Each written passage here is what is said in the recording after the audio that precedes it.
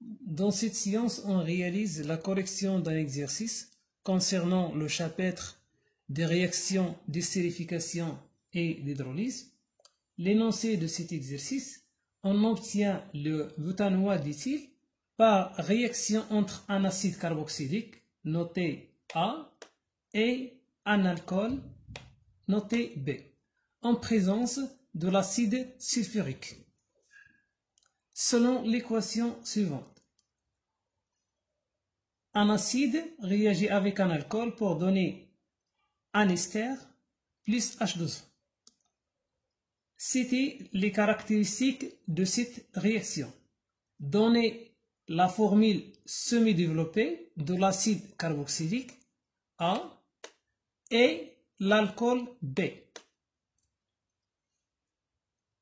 On chauffe par reflux un mélange équimolaire contenant N est égal à 0,3 mol d'acide A et N est égal à 0,3 mol d'alcool B en présence d'acide sulfurique. On obtient à l'équilibre la masse N qui est égale à 23,2 grammes de butanoate d'éthyle. Autrement dit, la masse produit de l'ester. Trouvez à l'aide du tableau d'avancement la constante d'équilibre K associée à la réaction étudiée, la valeur du rendement R de cette réaction.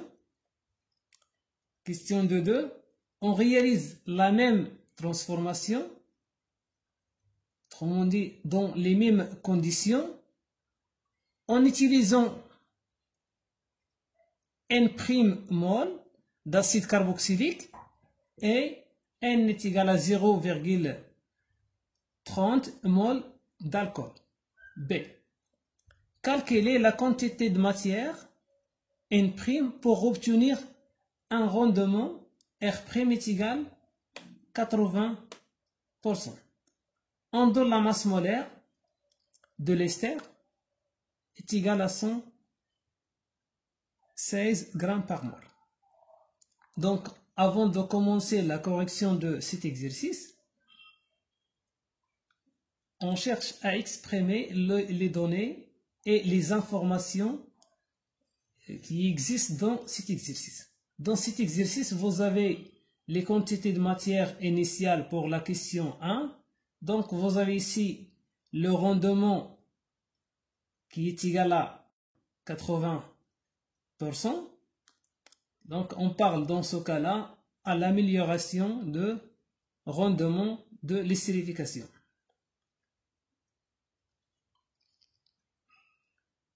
On commence par la première question. C'était les caractéristiques de cette réaction.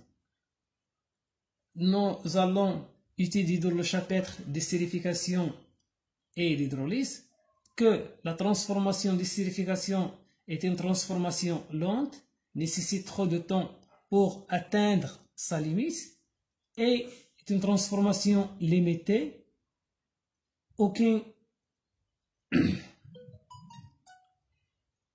Comme on dit, l'estérification est limitée par l'hydrolyse de l'ester formé. La quantité de matière de l'ester expérimental est différente à la quantité de matière de l'ester attendu. Une transformation athermique ne dégage pas de l'énergie thermique. On passe à la question 2. Donnez la formule semi-développée de l'acide carboxylique A et de l'alcool B. Voilà la réaction d'estérification dans ce cas-là. Un acide carboxylique réagit avec un alcool pour donner un ester, plus H2O.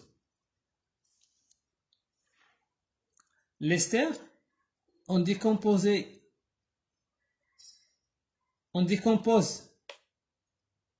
l'ester en deux. Cette partie concernant la partie dérivée de l'alcool, c'est-à-dire la partie dérivée de B, et cette partie concernant la partie dérivée de l'acide. Autrement dit, c'est la partie dérivée à partir de A. Alors, la formule semi-développée d'acide carboxylique est CH3, CH2, CH2, COOH. COOH représente le groupe caractéristique. Le nom de cet acide carboxylique est l'acide botanique parce que vous avez un atome, 2 atomes, 3 atomes et 4 atomes de carbone. 4 atomes de carbone et correspondant botanique. Et vous avez ici la formule semi-développée de l'alcool B. Voilà la partie dérivée de l'alcool. On obtient la formule de cet alcool est CH3, CH2OH. Vous avez ici un atome de carbone, 2 atomes de carbone. Donc cet alcool il contient 2 atomes de carbone. Et correspondant l'alcool éthanol. On chauffe par reflux un mélange équimolaire contenant N est égal à 0,3 mol d'acide carboxylique A et N est égal à 0,3 mol d'alcool B en présence d'acide sulfurique. On obtient à l'équilibre la masse N qui est égale à 23,2 g de butanoate d'éthyle, c'est autrement dit de l'ester. À trouver à l'aide de tableau d'avancement la constante d'équilibre K associée à la réaction étudiée. Le tableau d'avancement, la première ligne concernant l'équation de la transformation, l'acide carboxylique réagit avec l'alcool pour donner l'ester correspondant plus H2O. À l'instant initial, on introduit 0,3 mol de l'acide carboxylique et 0,3 mol de l'alcool. À T égale à 0, la quantité de matière produite de l'ester égale à 0 et la quantité de matière de H2O égale à 0. Par conséquent, l'avancement de la réaction égale à 0. La quantité de matière de l'acide carboxylique à l'équilibre est égale à 0,3 moins X équilibre. De même pour l'alcool, pour l'ester, X équilibre, pour H2O, X équilibre. Et l'avancement de la réaction est égal à X équilibre.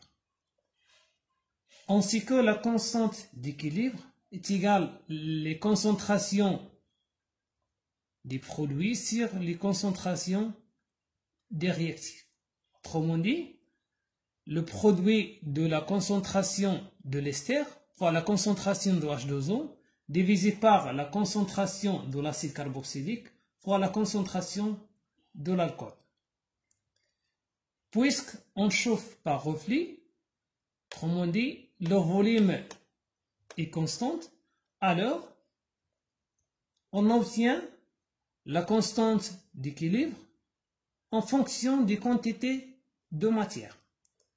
Alors, K est égal à la quantité de matière à l'équilibre de l'ester fois la quantité de matière de l'eau à l'équilibre divisé par la quantité de matière de l'acide carboxylique à l'équilibre fois la quantité de matière de l'alcool à l'équilibre. D'après le tableau d'avancement, on a la quantité de matière de l'ester est égale à la quantité de matière de H2O est égale à X équilibre. On note l'équation 1 et la quantité de matière de l'alcool est égale à la quantité de matière de l'acide carboxylique à l'équilibre qui est égale à 0,3 moins X équilibre. On note l'équation 2. Voilà deux équations. À l'équilibre, la masse N produit de l'ester qui est égale à 23,2 g. Et ainsi que la quantité de matière d'une façon générale est égale à la masse sur la masse molaire. On parle dans ce cas à la quantité de matière à l'équilibre. La quantité de matière à l'équilibre de l'ester est égale à la masse de l'ester sur la masse molaire. Par application numérique, on obtient la quantité de matière de l'ester est égale à 0,2. On note l'équation 3. Alors, l'équation 3 implique que dans l'équation 1, x équilibre est égal à 0,2 mol et dans l'équation 2, n équilibre de l'acide ou bien de l'alcool est égal à 0,1. On remplace les valeurs de l'équation 1 et l'équation 2 dans la constante d'équilibre. On obtient k est égal à 0,2 fois 0,2 divisé par 0,1 fois 0,1. On obtient que la constante d'équilibre associée à cette réaction est égale à 4. On passe à la partie B. On détermine la valeur du rendement de cette réaction ainsi que le rendement d'une façon générale est égal à la quantité de matière de l'ester expérimental divisé par la quantité de matière théorique. C'est la quantité de matière attendue. Dans ce cas-là, N théorique de l'ester est égal à la valeur maximale, X max. Dans ce cas-là, X max est égal à 0,3 mol. 0,3 mol. Donc, par application numérique, on trouve que R est égal à 0,2 divisé par 0,3 qui est égal à 0,67. Est égal à 67%. Voilà le rendement de cette transformation dans cette condition. On passe à la question de 2. On réalise la même transformation, autrement dit dans les mêmes conditions, en utilisant une prémol d'acide carboxylique A et N est égal à 0,30 mol d'alcool B. Calculer la quantité de matière N' pour obtenir un rendement R' qui est égal à 0,8 ou bien 80%. Dans ce cas-là, pour améliorer le rendement d'une transformation d'estérification, vous avez deux possibilités. La première possibilité est d'ajouter un réactif, l'acide ou bien l'alcool. La deuxième possibilité est d'éliminer un produit. Dans ce cas-là, on ajoute un réactif, c'est-à-dire on ajoute l'acide carboxylique. La quantité de matière de l'acide carboxylique est supérieure à la quantité de matière de l'alcool. N' est supérieur à N. Le réactif limitant est l'alcool. Dans ce cas-là, X max est égal à 0,3 mol. La quantité de matière de l'ester, qui est trouvée expérimentalement à partir du rendement de cette transformation, ainsi que le rendement R' est égal à 0,8 et l'expression de rendement qui est égale à N expérimental de l'ester sur N théorique de l'ester, on trouve que la quantité de matière à l'équilibre de l'ester, si la quantité de matière expérimentale est égale à 0,8 fois 0,3, qui est égal à 0,24 mol. Dans ce cas-là, voilà la quantité de matière de l'ester. donc les mêmes conditions de transformation. La constante d'équilibre ne dépend que de la température. K garde la même valeur. Autrement dit, K est égal à 4. Ainsi que la constante d'équilibre en fonction des quantités de matière est égale à la quantité de matière de l'ester à l'équilibre fois la quantité de matière de l'eau à l'équilibre divisé par la quantité de matière de l'alcool à l'équilibre fois la quantité de matière de l'acide carboxylique à l'équilibre.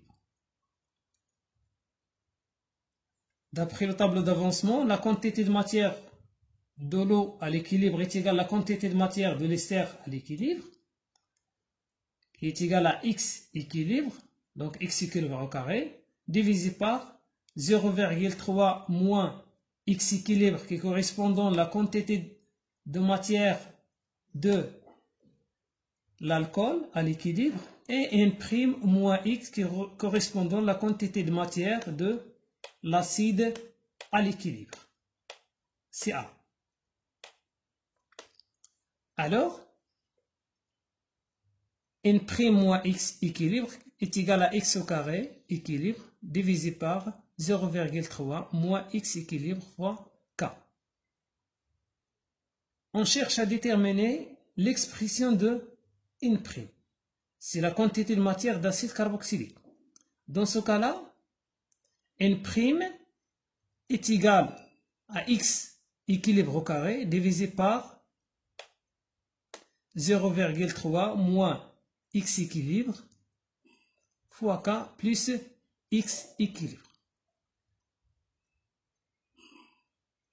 Par application numérique, X équilibre est égal à la quantité de matière expérimentale de l'ester produit.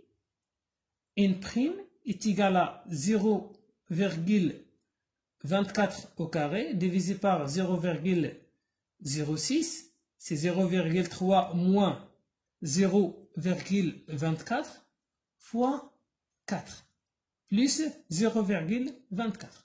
On obtient finalement la quantité de matière de l'acide carboxylique N' dans ce cas. D'une façon générale, pour améliorer le rendement d'estérification ou bien d'hydrolyse, soit on ajoute un réactif, soit on élimine un produit. Et merci pour votre attention.